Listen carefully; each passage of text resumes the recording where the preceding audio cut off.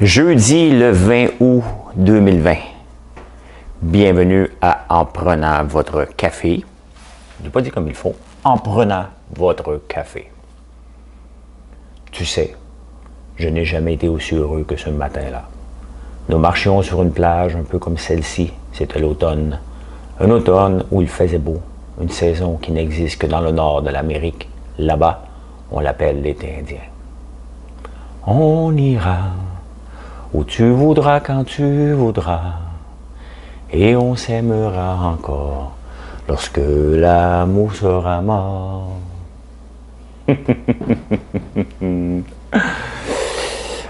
Pourquoi je chante l'été indien? C'est parce qu'il fait froid le matin. C'est déjà, on a déjà hâte à l'été indien. On est parti des canicules et boy, il fait fret. Ben oui, il fait fret. Qu'est-ce que vous voulez qu'on fasse? Il fait froid, on gèle. Fait qu'on met des petites laines le matin. Hein? C'est fini le matin qu'on se lève pas de bas. On met des bas. On s'habille. Mais dans la journée, il va faire beau. C'est fatigant de travailler dans à pelleter du sable. Je n'ai pas fait toute la journée parce que entre différentes choses, j'ai de la radio à préparer à tous les jours. Mais quand même, c'est fatigant. Aujourd'hui, on continue le sable. Et il y a une paquet de fatigants sur ma page. C'est un projet agricole. Il va falloir que vous acceptiez que de transformer l'érable, c'est agricole. Que d'extraire du miel, c'est agricole. Que de travailler le houblon, c'est agricole. Que de faire pousser de la lavande, comme j'ai le goût de faire, c'est agricole. De faire de l'agriculture différent, c'est de faire du commerce, oui, c'est sûr, parce que je le transforme ici, et c'est mon choix de le transformer pour le rendre dans les mains du particulier. Donc l'agriculture, c'est du commerce, qu'on le veuille ou non. Donc il y a des gens qui me disent « Ah, c'est commercial, comment ça se fait que tu ne respectes pas les règles R20 ?» Vous êtes fatigant. C'est un projet agricole. On transforme des produits d'érable, on transforme des produits de miel. Donc, on travaille la terre différemment. Les ressources de la terre peuvent être exploitées d'une façon différente que de faire pousser du soya et du maïs, puis de traire les vaches. Il y a des façons différentes de faire. Et si je me suis lancé en agriculture à mon âge, ce n'est certainement pas pour embarquer dans... j'étais déjà en agriculture. Mais là, de déménager de la ville et de vivre en campagne, je vais le faire différemment, à ma façon, pour parler avec le consommateur directement.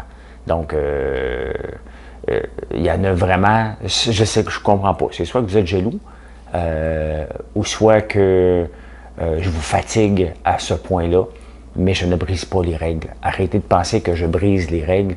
Les règles, je les connais. Je m'informe. Pensez-vous que je vais mettre 1 million dans une bâtisse sans avoir les permis au préalable et d'avoir bien expliqué le projet à la ville? Pourquoi vous pensez que ça a pris du temps? Parce que la ville ne savait pas dans quelle case me mettre, jusqu'à temps qu'ils comprennent dans quelle case que j'étais. Et ils ont accepté de me donner le permis. Soyez sans crainte, là, je ne suis pas un nono à temps plein malgré ce que vous pensez. Bon. Les bourses, ça y est. La bourse,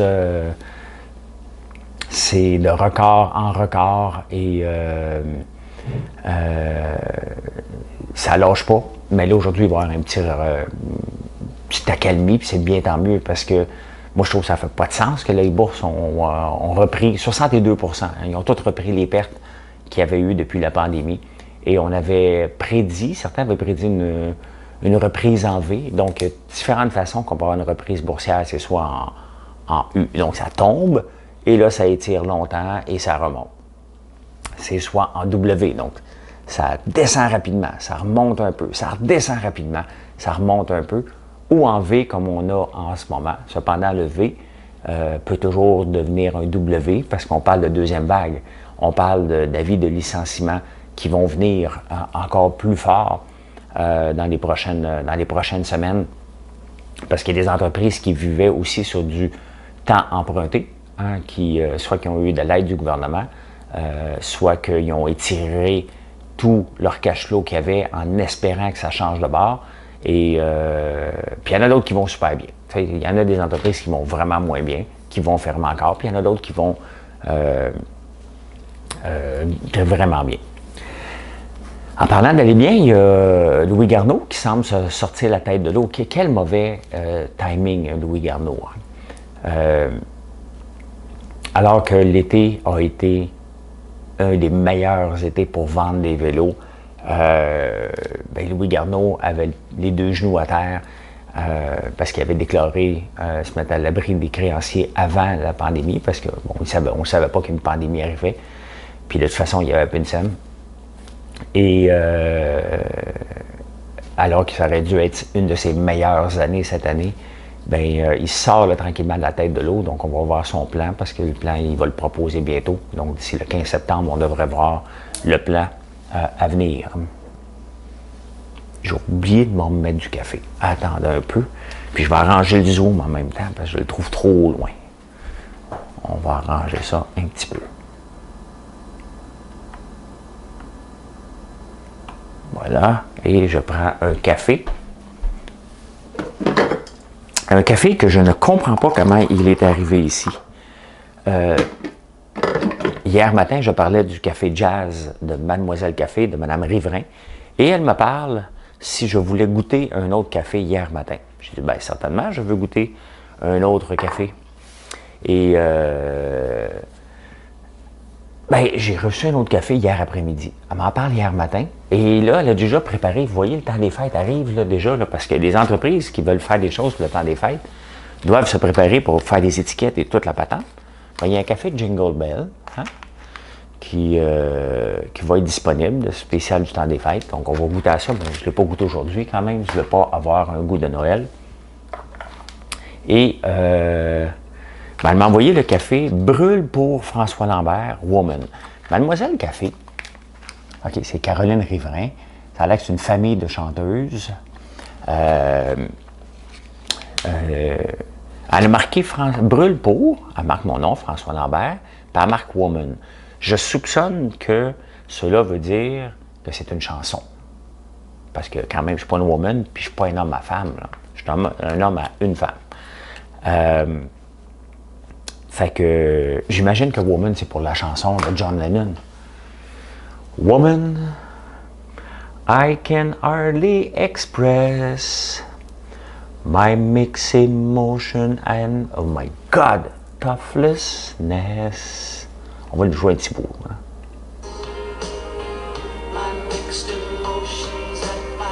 Toughlessness. C'est ça. J'imagine que c'était pour cette chanson-là. Là, je ne sais pas si je vais me faire bloquer par Facebook parce que j'ai joué un extrait. C'est pour ça que je chante. J'aime ça vous parler de chansons, puis, mais je chante tellement mal que je ne peux pas me faire reconnaître par les algorithmes. Donald Trump. Donald Trump, il ne sait plus quoi faire dans la vie. Il a demandé aux gens de boycotter Goodyear. Et vous savez pourquoi? Parce que Goodyear a demandé à ses employés de ne pas porter la casquette MAGA. Vous êtes comme moi, là. Vous avez demandé MAGA, c'est pas la gang d'intelligents, ça? Non, ça, c'est Mensa. Avant de parler de MAGA, j'ai déjà, en toute modestie, là, OK, j'ai juste voulu savoir un jour si je faisais partie des 2% les plus intelligents. Prenez-les pas mal. Là. Je voulais juste savoir, parce que j'ai une capacité, une facilité d'apprendre. Puis, j'ai juste voulu savoir. Et non, je ne suis pas partie, je ne fais pas partie des plus intelligents. Ça a l'air que j'ai une intelligence très, très bonne, une capacité d'apprendre rapidement. Mais non, je suis pas super intelligent. Je fais pas partie du 2%. Voilà. Donc, on revient à MAGA. MAGA, c'est quoi? Make America Great Again. Fait que, puisque Goodyear a dit à ses employés, on ne veut pas que vous portiez la casquette, donc pas un endroit politique dans les endroits de Goodyear, Trump a demandé de boycotter Goodyear. Juste pour ça, ça va à peine d'acheter des Goodyear. Hein? Ce gars-là, il est complètement lose control. C'est sûr qu'il va perdre cette fois-ci. Là, mais bon, il perd avec avec un autre qui est là juste temporairement. Bref. Le gouvernement Trudeau. Moi, quand j'étais jeune, là, mon père faisait deux choses. Je chialais contre les ingénieurs, puis Trudeau. Qu'est-ce que je fais aujourd'hui? Je chiale contre les ingénieurs et Trudeau. Pour moi, les ingénieurs, c'est parce qu'ils me rendent fou. Regardez, la machine à meringue, là, ça marche pas parce qu'il y a un ingénieur qui fait sa tête depuis le début. T'sais, le but d'une machine à meringue, là, ce qui est arrivé, c'est que la machine à meringue, on pensait que c'était une machine à meringue. OK? On l'a fait venir, mais c'est une machine à gâteau. Une meringue, c'est un nuage, pas un gâteau. Ça ne se traite pas de la même façon, mais absolument pas. Essayer de passer un mélange à gâteau au travail d'une douille, ça ne passera pas. Donc, une meringue, ça passe. Il faut recréer la poche mécanique. Fait que je travaille avec un gars pour la faire modifier. Puis là, je lui dis, c'est comme ça. Puis il dit, non, c'est de même qu'on va le faire. Ben, je dis, OK, fais-le. De toute façon, c'est pas moi qui paye. Vas-y, mon grand. Lâche-toi lousse. Mais bon, je perds du temps quand même et je perds de l'efficacité. Fait qu'il revient, on fait d'autres tests. Je dis, mais c'est pas comme ça, c'est comme ça qu'il faudrait le faire. Ah non, tu comprends rien, c'est de même qu'il faut le faire. Moi, je me stune pas. Quand on me dit je comprends rien, je m'en vais. T'sais. Tant que je paye pas. Si je paye, c'est un autre paire de manche. Je vais dire, you do it my way. Fait que c'est ça. On a toujours une machine à meringue qui ne fonctionne pas. Et j'ai parlé avec d'autres fournisseurs, d'autres gens qui font des machines et on est peut-être en train d'en faire une nouvelle à partir de zéro, malheureusement, parce que celle-là ne marche pas et la faire fonctionner à un moment donné, c'est comme rentrer un moteur de Ferrari dans une Lada. Peut-être ça ne marchera jamais, peut-être ça va marcher, mais le coût va coûter tellement cher. Fait que c'est à suivre. Fait que revenons à Trudeau. Hein? Trudeau vient de faire Ctrl-Alt-Delete. Ctrl-Alt-Delete, ça c'est quand ton ordinateur est gelé et que tu ne sais plus quoi faire avec. Donc, tu le rebootes en espérant que ça marche. De toute façon, si tu appelles, mettons, comme chez Vidéotron, ils vont te le dire. As-tu reparti ton système? Débranche-le pendant 20 secondes. Bien, c'est ça que le gouvernement Trudeau vient de faire. Il vient de débrancher pendant 20 secondes, mais jusqu'au 23 septembre. Je pense que c'est le 23. Bref, il vient de faire une prorogation. Il vient de dire, ben, regarde, on recommence tout à zéro. Là. De toute façon, il vient de nommer un nouveau ministre des Finances. Il ne voulait pas être pogné dans la marde de We Charity. Puis quel timing! Tous les emails sont sortis de We Charity montrant que il y avait du copinage depuis très, très, très longtemps. Et c'est ce que mon père disait tout le temps. Avec les tribunaux, avec les libéraux de Trudeau, c'est tout le temps du copinage, puis du favoritisme. Bon, on vient le voir que oui, c'est vrai. Avec We Charity, il n'y a rien de changé. Ctrl-Alt-Delete. Bon, le Cirque du Soleil, là, on va en parler. On va en reparler encore, mais je dois en reparler encore. Pourquoi? Parce que là, c'est terminé. C'est terminé, ça ne nous appartient plus. Et, on va se le dire, là, OK? On allait voir le cirque parce que ça nous appartenait, parce que c'était plate à mourir, là. Le Cirque du Soleil, là, ça a été bon. Mystère, Allégria et à peu près d'attitude, là. Les autres, je les ai toutes vus, là, ceux que j'ai été voir, là, il y en a qu'on m'a invité, donc j'ai été sur le bras. Puis il y en a d'autres que j'ai payés. Puis à toutes les fois, je me disais, my God, c'est long. T'sais. Toujours le clown là, qui vient faire un semblant de te déranger, là, puis qu'il va tomber sur toi. Okay? À un moment donné, il faut que tu te renouvelles. Et le cirque, peut-être, ne pouvait pas se renouveler. Puis c'est peut-être ça, le cirque nouveau. On a enlevé des animaux, puis on fait danser des clowns. À la fin, c'est tout le temps un Asiatique qui fait tourner des assiettes, qui nous fait triper. Donc maintenant, ben, ça appartient à un groupe de financiers de Toronto, Catalyst. C'est plus notre cirque. Donc, est-ce qu'on va avoir un attachement au temps? Ils ont promis de garder le siège social à Montréal pendant 5 ans. Ça veut dire que, regarde, dès qu'on a la chance, on sac notre candidat, là. Soyons honnêtes. L'équipe qui est là, Daniel Lamarre, va lever les pattes parce qu'il n'a pas livré la marchandise.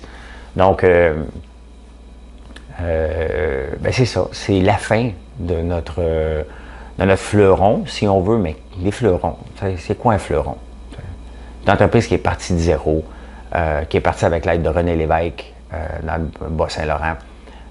Tant mieux, ça nous a fait rayonner à l'international. On était fiers du cirque, mais bon, toute chose a une fin.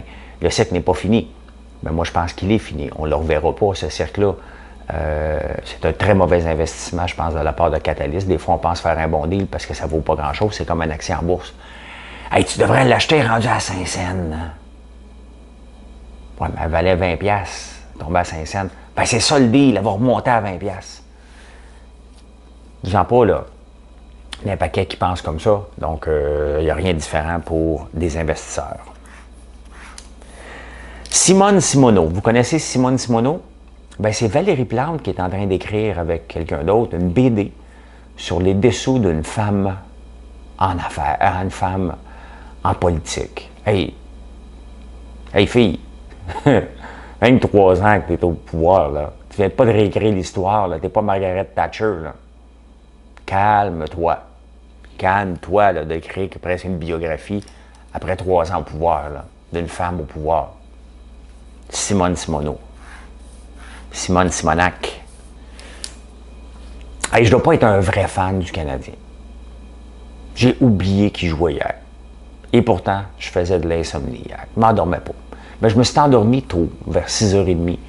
Et je me suis réveillé à 7h30, puis là, ma nuit était faite. Ça a pris du temps à dormir. Il y a même des gens qui me suivent sur ma page, qui me posaient des questions, puis je leur répondais à 10h30. Puis ils me disaient, va te coucher, tu te lèves à 4h. Fait que j'étais couché. Je dormais pas. Fait que j'ai oublié que le Canadien jouait. Fait que j'ai été voir sur Twitter qu'est-ce qui se passait. J'ai compris que Kotkaniemi n'avait planté un dans la bande puis il était suspendu. Fait que, ils ont gagné. Ils ont gagné. Le titre dans la presse, le Canadien est toujours vivant. Moi, toujours vivant, ça me fait penser à quelque chose. Hein. Je suis celui qui marche en avant. Je suis celui qui marche dans la rue. Nanana. Toujours vivant. Je suis celui qui marche. La chanson de Jerry Boulet. J'ai aucune parole. J'ai même pas été les lire. Je vous garoche ça a cappella. Question de vous faire grincer les oreilles. Qu'est-ce que vous voulez que je vous dise? J'aime ça chanter. Hein? J'aime ça chanter. Je chante comme un coyote. Hey, il manque 500 profs au Québec. J'ai toujours voulu faire de la suppléance, moi. J'ai juste pas le temps. J'aimerais ça une fois de temps en temps, aller voir les jeunes, puis faire passer pour le prof, tu sais, le suppléant qu'on niaise. Va te lâcher un whack, moi. Hey! T'sais, les mondes ont peur de moi. C'est sûr que les élèves auraient peur de moi. T'sais. Fait que moi, ça va être prof suppléant. Hier, le gars des puits artésiens est venu. Et il venait avec son fils parce que, bon, c'est pas l'école encore. Petit Jacob, des yeux de loup, ce petit enfant-là. Il a 11 ans. Et il m'écoute à tous les matins. Salut Jacob. 11 ans. Ça me surprend toujours. Il doit me trouver un peu clown des fois. T'sais. Mais salut Jacob. Un bon petit garçon qui m'écoute. Bon, la Caisse, elle vient d'investir 200 millions dans les Tim Hortons. C'est sûr que tu t'entends la Caisse dans Tim Hortons, puis là, on vient de perdre 228 millions dans le Cirque du Soleil. Ça fait peur un peu. Et moi, investir avec Restaurant Brand, qui détient aussi Popeyes, qu'on n'a pas ici, et Burger King, pour moi, c'est dangereux d'investir encore minoritaire avec un fonds qui est là pour siphonner les entreprises en premier lieu, pour rapporter des dividendes à leurs actionnaires. Pas sûr que c'est le meilleur coup du siècle, on verra, là, mais je suis pas sûr que Tim Hortons, autant qu'il y a des line-up, ils viennent quand même de perdre de l'argent, beaucoup dans le dernier trimestre. Pas sûr. Je ne suis pas sûr encore on investit, mais ils vont me dire Yaroslav Levy, j'oublie son nom, là, le grand investisseur québécois, qui a 92 ans, notre Warren Buffett québécois a investi là-dedans. C'est pas parce qu'il a investi là-dedans que ça veut dire que c'est bon aussi. Bref, j'ai un bémol avec la Caisse dans Tim Hortons. Hey, vous savez que les canettes, on a une pénurie de canettes en Amérique du Nord. Je ne sais pas si c'est mondial, mais en Amérique du Nord. Toutes les canettes qu'on utilise ici, toute la gang, sont faites aux États-Unis. Avec quel aluminium? De l'aluminium canadien. Hey, ça, là, si c'est pas être colonisé, là, c'est colonisé grave. Comment ça se fait qu'il n'y a pas d'usine de canettes ici au Québec? voyez, quand on parle de transformation alimentaire, je vous en parle à tous les jours avec mes produits d'érable. Ben, ça va aussi la transformation. On se plaint tout le temps qu'on ne fait pas d'argent avec l'aluminium. Bien, peut-être parce qu'on l'envoie pour se faire transformer et c'est la transformation qu'on fait de l'argent, mais c'est la même chose. Là, il y a un projet d'une usine potentielle au Saguenay pour faire nos propres canettes. Come on! Comment ça se fait qu'on ne fait pas de canettes? Comment ça se fait qu'on ne s'est pas rendu compte qu'on ne faisait pas de canettes au Québec, qu'on les achetait toutes des États-Unis? Tu sais, le gouvernement est là pour être nos yeux aussi. On n'est pas au courant de tout. On ne peut pas savoir tout ce qui se passe. Mais le gouvernement doit avoir une vigie, de regarder, hey, regardez ce qui se passe ailleurs, regardez ce qu'il fait, qu'est-ce qui sont les extraits d'ici, qu'est-ce qui sont les intrants et qu'est-ce qu'on peut faire. C'est ça qu'on s'attend d'un gouvernement pour nous donner les grandes lignes. Pas un gouvernement interventionniste qui nous dit quoi faire dans notre entreprise, qui dit regardez les opportunités qui se présentent à nous comme peuple. C'est ça qu'on s'attend d'un gouvernement. Et non pas d'aller, là on le voit, on va se battre contre l'aluminium. On devrait leur faire un gros finger. Tu sais? Les Américains, hey, je le ferai pas, là, mais tiens, toi, prends le doigt du milieu, par ouais. On va y faire notre propre canette, puis on va t'y vendre après. Tiens, on va faire de l'argent avec ça. Puis au pire, on va le rester ici, l'argent. C'est inconcevable qu'on n'ait pas d'usine de transformation de canettes ici au Québec. Quand on voit ça, là, ça n'a pas de sens. Ça n'a pas de sens. Apple qui vaut maintenant 2000 milliards. Il y a à peine 2 ans, on se demandait qui était pour la première entreprise à valoir 1000 milliards. Il y avait une poussée fulgurante vers l'action d'Amazon. Amazon a été la première entreprise à briser le 1000 milliards, si je me souviens bien. Ben, Apple est la première à briser le 2000 milliards. Tim Cook, entre-temps, est devenu milliardaire aussi. Et là, on parle de Elon Musk qui risque d'être l'homme le plus riche de la planète si ça continue comme ça. Parce qu'on aime ça faire des courbes. Hein? Tu fais des courbes, tu dis, regarde, à un moment donné, là, dans 75 ans, ça va s'atteindre. Comme ça.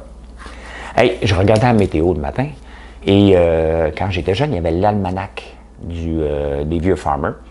Et vous savez que l'almanach, ça fait longtemps qu'ils donnent la météo puis ils prédisent la météo. Bien, il y a un taux de succès de 81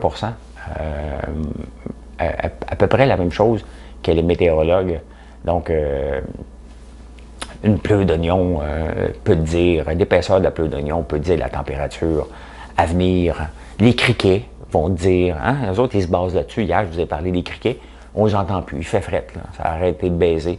Ça, dans le fond, les criquets, là, ça fait juste baiser les matins qu'il fait chaud. Là, le matin qu'il fait froid, là, ça se rhabille, hein, ça ne sort pas de petite faufoune à l'air pour aller mêter, comme ils disent en anglais. Et le mot le plus important en affaires, là, voyez-vous, je sors ma tablette sur le Kekophone. Kekophone, moi, qui est un des produits qui est sorti le plus cet été sur la plateforme, qui est une découverte qu'on a découvert au Dragon. Et honnêtement, j'aime ça. Regarde, je tiens mon iPad là. J'ai écrit un livre, ben, j'en ai écrit 3. Dans l'entrepreneuriat, c'est difficile. Je pense que c'est lui ou en affaires, il n'y a pas de plan. À prendre ou à laisser. En tout cas, un des deux, là, je m'en refouillé tantôt, moi vous le dire. Le mot le plus important en affaires, c'est très simple, c'est non. Et pourtant, le mot le plus important en affaires, c'est oui.